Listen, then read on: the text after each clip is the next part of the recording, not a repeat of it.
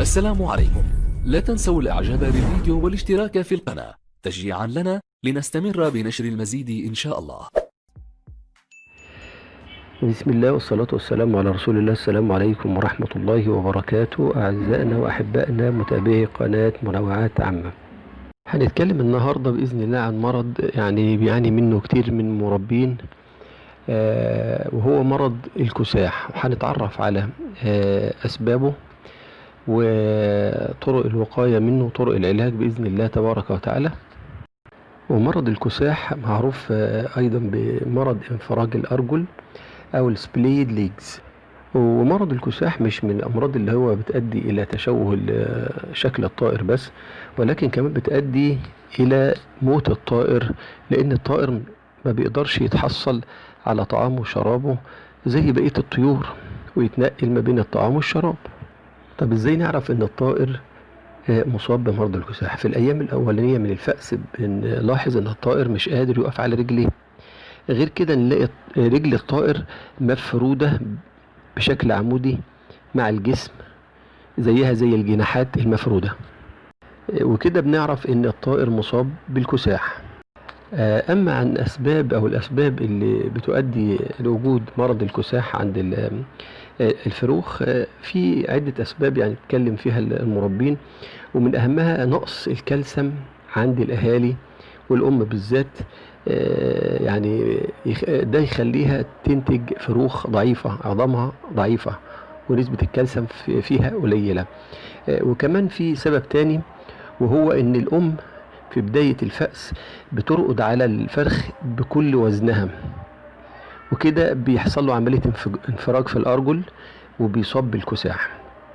والسبب الثالث اللي هو برضو ان ممكن تكون البياضة او العش الأرضية بتاعته ناعمة ملساء.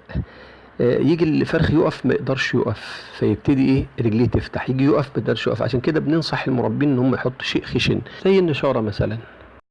طيب احنا كده تعرفنا على اسباب اصابة الفروخ او اصابة الطيور بمرض الكساح. طب ايه هي بقى طرق العلاج والوقاية؟ اول شيء هنتكلم عليه قبل طرق العلاج هي طرق الوقاية. وطرق الوقاية دايما بتكون عكس الاسباب اللي بتؤدي الى مرض الكساح، بان احنا مثلا اول شيء نجهز الطيور او الاهالي قبل موسم الانتاج، ونديها كل احتياجاتها من الكالسيوم وعظم الصبيط والفيتامين، وخاصة فيتامين د، عشان تنتج لنا فروخ قوية تقدر تعتمد على نفسها وتقف بسهولة. تاني حاجة بنلاقي ان بعض المربين لما بيلاقي في بيض مش مخصب كتير فبيشيله على طول اول بقى. لا، اخلي البيض. ليه؟ لان البيض ده بيعتبر دعامة الفرخ بيسند عليها عشان ايه؟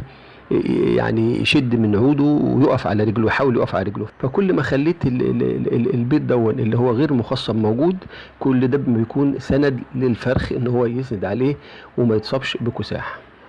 تالت حاجة طبعا برضو اللي هي ان انت تتأكد ان سطح البياضة من الداخل سطح مش ناعم خشن، تحاول تخشنه بأي شيء، او تحط له زي ما احنا قلنا نشارة خشب، بحيث ان الفرخ لما يجي يقف على الأرضية ما يزحلقش ويقدر يقف على رجليه.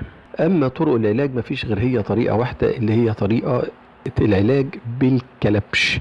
الكلبش هو عبارة عن سلسلة حديد او معدن، بتكون فيها دايرتين، بيدخل او بندخل رجل الطائر من الدايرة الاولى الكبيرة والدايرة الثانية.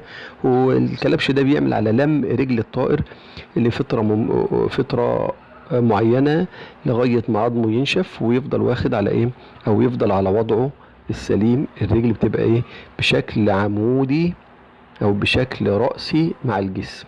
والكلبش ده في منه انواع اللي هي الحديد او المعدن، وفي بعضهم يعني استعاض عن كلبش المعدن بصناعة شيء من السفنج، او صناعة ما يشبه الكلبش من السلك الكهرباء، او غيره من الفل او غيره. المهم هو الفكرة كلها واحدة، ان هو عبارة عن شيء بيضم الرجل ويفضل في رجل الطائر لمدة معينة، بحيث تفضل رجل الطائر مستقيمة او رأسية مع الجسم بالشكل اللي موجود في الصورة.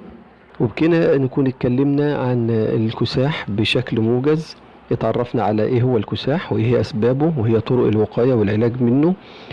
ونتمنى ان يكون الفيديو عجبكم، ونتمنى منكم ان انتوا تشاركوا الفيديو وتعملوا لايك وتشتركوا بالقناة. والسلام عليكم ورحمة الله وبركاته.